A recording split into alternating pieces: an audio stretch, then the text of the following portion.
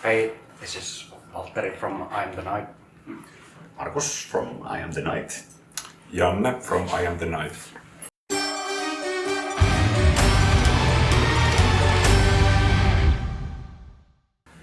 Sleepy. Thanks for asking.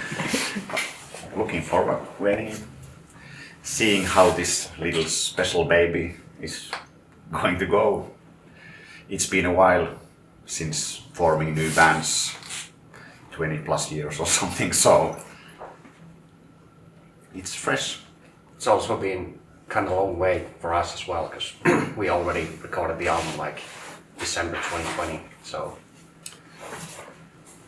it's been like 1.5 years until the release, so it's good to finally have it out this week. Waiting game. We did this like old Norwegian style. Yeah. Like how by accident, because old black metal albums always took like a whatever 1 year, 2 years, whatever since the recording. We did it on purpose. Yeah. But good that nobody died during this process. Yeah, they might have different reasons than we did, but same amount of time. We survived. Yeah. Got stuck a couple of times on the road from the studio, but here we are. It was just a stupid story during the recording of black metal album, and there was indeed a big blizzard, and the studio was in the middle of nowhere, and there was huge snowstorms all the weekend, and then we got stuck in the snow with the car, and that's basically it. Nothing too mystical. Yeah, but the setting was perfect. 98.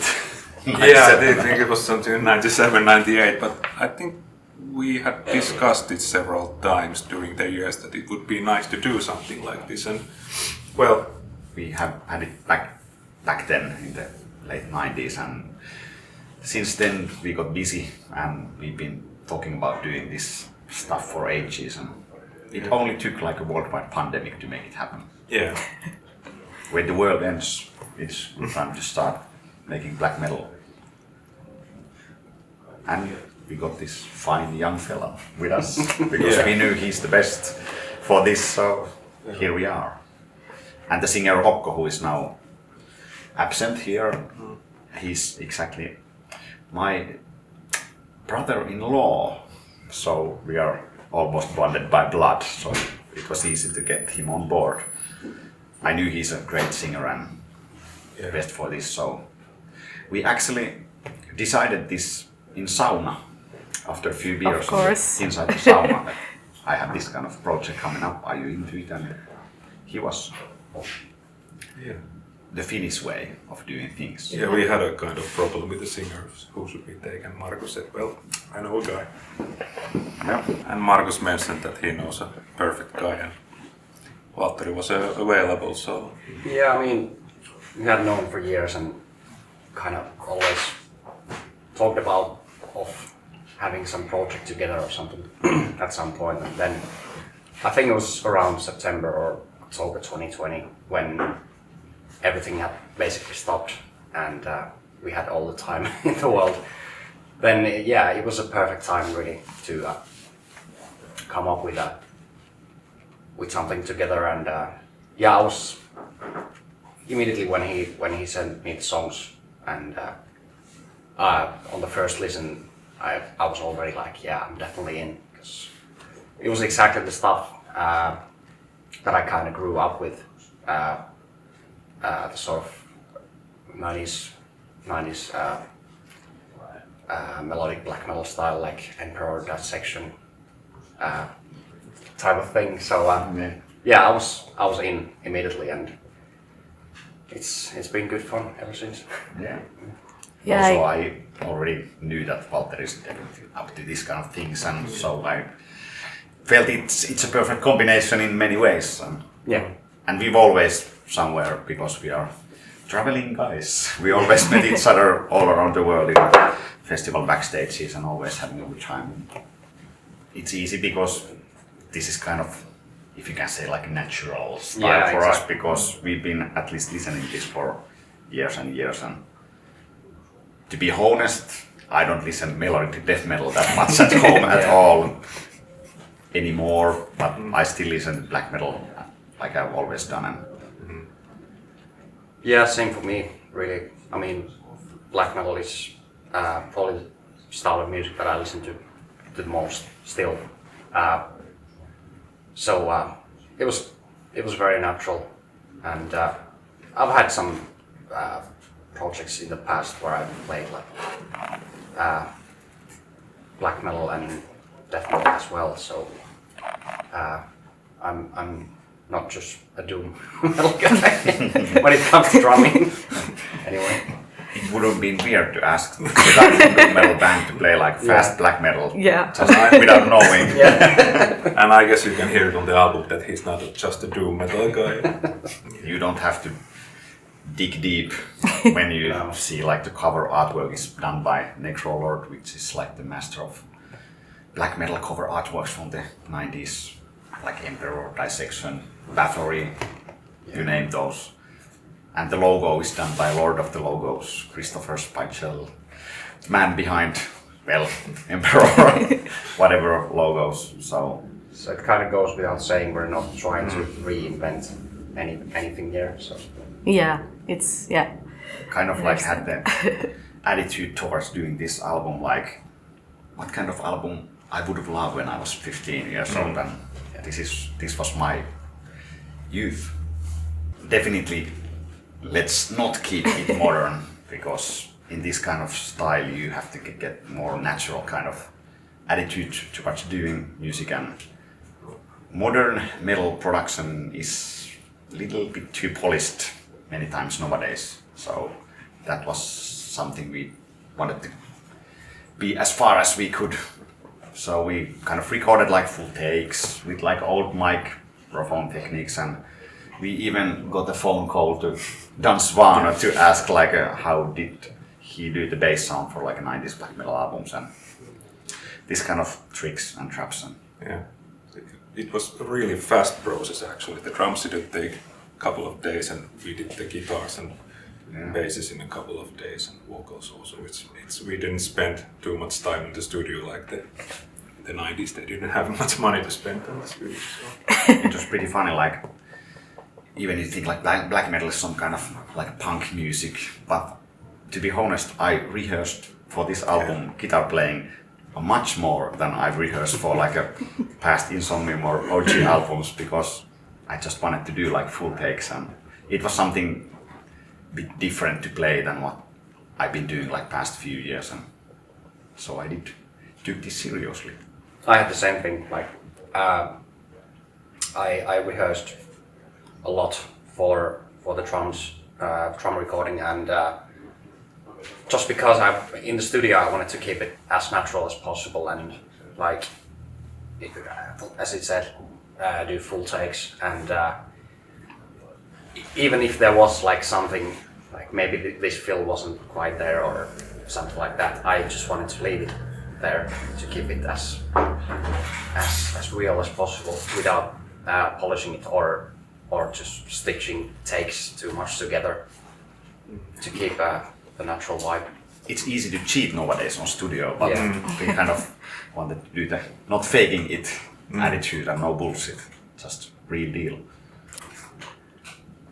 I don't think there was not that much of challenges with this album. This was pretty stress-free, because there was time and there was no pressure from anyone.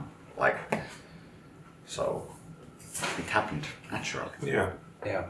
Unnatural things happen naturally. It's a lot of like praising the night and the night side and the night sky, and praising the powers there, and somehow like fighting towards the authorities. And it's written on the black metal style, but you can read those in many ways. Like fight against authorities, whatever they are. And religion. Church, police. Markus wrote the songs. I kind of started to do this like by accident. By no means, I just started to write these songs at home before I was even thinking to do this band.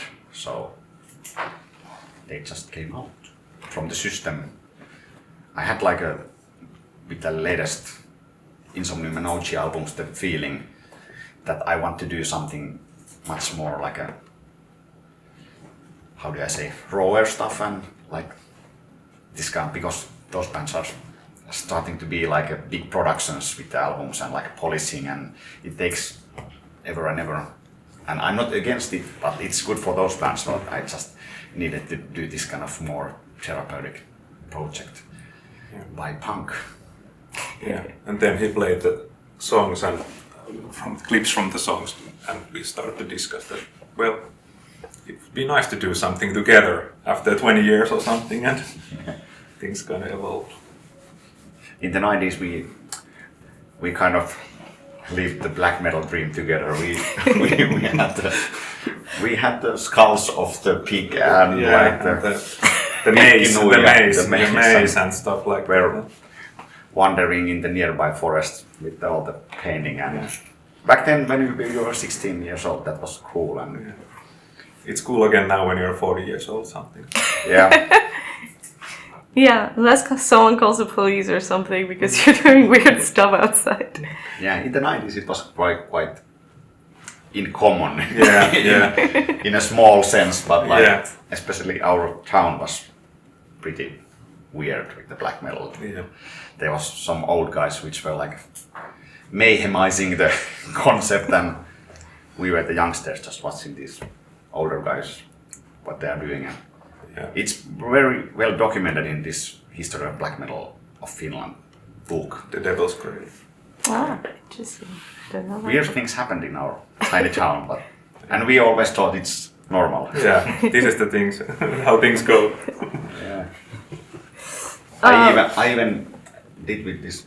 There was this one band called Warnat, and 2 years ago I did one gig with them, because in the 90s they asked like over 20 years ago, like if we ever have a gig, will you play with us? And then 20 years later my phone rings, we have a gig, and our guitarist is dead and drummer is dead, so can you play? I was like, yes.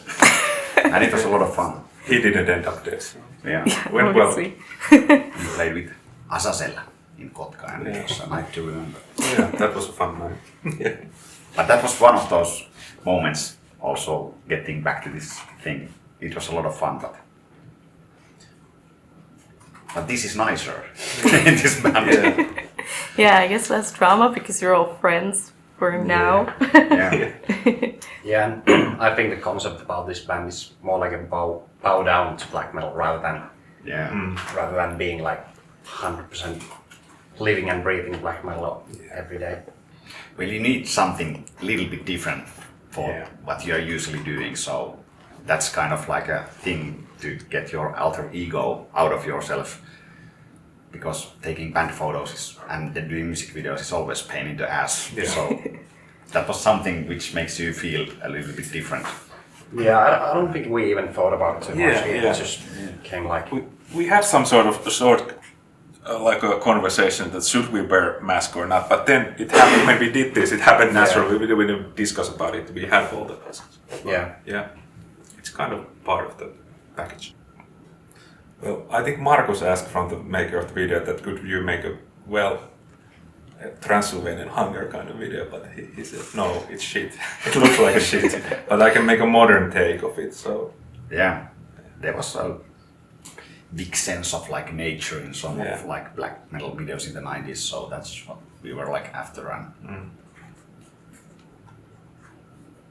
black metal videos can go really cheesy in black metal style really easily, so it's also quite like a tender shape of art, to not make it cheesy. Yeah, fine line.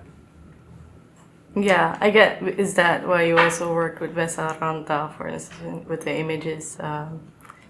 Because he doesn't make things easily cheesy, I guess. Yeah, it was nice to work with Vesa. Vesa said that he have a cage, and we said we don't want cage, and so we have cage in the video. So But respect to Vesa, he does exactly what he wants to do and not asking band perspective. And I think the video is cool still. Yeah. And Vesa is also one of these summoning of the 90s things because, of course, at least I am a big Sentenced fan, so it was nice to get Vesa on board for this. Yeah. Label guys are there, so now I have to answer. Well, what can we say? We're listening. Well, only good words to say about them because we kind of get like, I was surprised how many deal offers we got for this. It looked like this kind of, there's like a vacuum in this kind of music at the moment. But it just seemed like these guys are honest, that they really like their 90s Tommy from the label, that he exactly loves this kind of Emperor dissection style of 90s black metal, and it felt honest, it felt right, and it still feels good. So I think it's the perfect label to release this kind of album. Yeah, and there's also no pressure from the label to do anything. Like, if we would have signed to a bigger label, there would have been like, probably like, you have to do this tour to promote the album, stuff like that. But now, it was pretty much like, easy going, like, we can do whatever we want and play shows if we want to. And also, like, metal business is going to be a business in many times nowadays, and just want to do this like old school way, play music, have like independent label, have a good time, no pressures, except of course there's always some kind of pressures, but yeah. But it's all about just natural. Yeah, and I think for us it's all about just having just having a good time and like, without stressing too much about this band. And Swart Records is doing the best vinyl editions, Yeah. so we are waiting to see. Vinyl we haven't seen. No pressure. Yeah. We didn't exactly thought much about it. It's the way to do this kind of music for us. Actually, I don't even know that much what's happening in modern black metal and modern metal in itself. I'm just not so interested about modern metal. My thoughts also. I was just going to say that I don't really know what's happening in black metal nowadays. Yeah, I think, well, the so-called second wave of black metal, I think it never went away. Like, it was always there, but maybe for some reason it's coming back into to a wider audience, I guess. I've never been a fan of this kind of like which happens in nowadays so-called extreme metal. It's going faster and technical all the time, and you just forget to write songs and forget to get the mood, because the songs and the mood is the most important thing in music overall. Yeah. And especially in black metal, I definitely like more about the moody black metal than that this guy is the fastest drummer in the earth and this guy has the most technical riffs, and good for them. Many people like that thing too, but not my cup of tea. Well, we are checking what we can do because there's only limited time in everything in life before you die, so we try to get some good options. We are like willing to do something, and we are even having a gig in summertime in Saari Helvetti festival in Finland, so never say never and never promise too much. Check out the album and like it or die.